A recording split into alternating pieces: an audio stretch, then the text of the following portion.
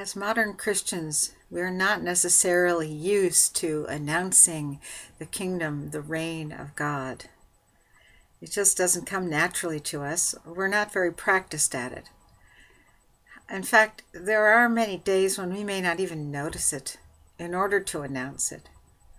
So we might here take a page from some of the old church leaders who developed practices starting in the Middle Ages and then even practiced today in other parts of the church. For example, there's something called the Examen, as in to examine the day and yourself.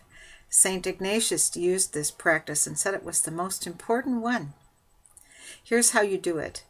At night, you take a few minutes before you go off to sleep, perhaps before your prayers, and you say this to yourself: where have I sensed God's loving presence and activity in someone else today? Where have I announced it? Or where could I still announce it? That's the Examen. Now, there are, in fact, additions to that practice. You can also then say, where should I be alert tomorrow so that I can see God's loving presence and activity through another? Now, there's nothing terribly sacred about doing this at night before you go to sleep.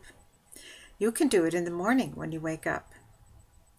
Whichever you choose to do, it's an important practice because unless we're alert to God's presence and activity, we might miss it.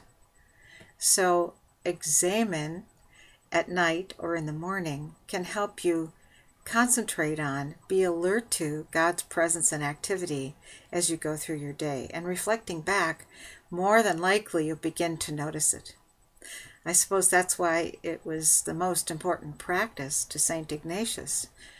Why?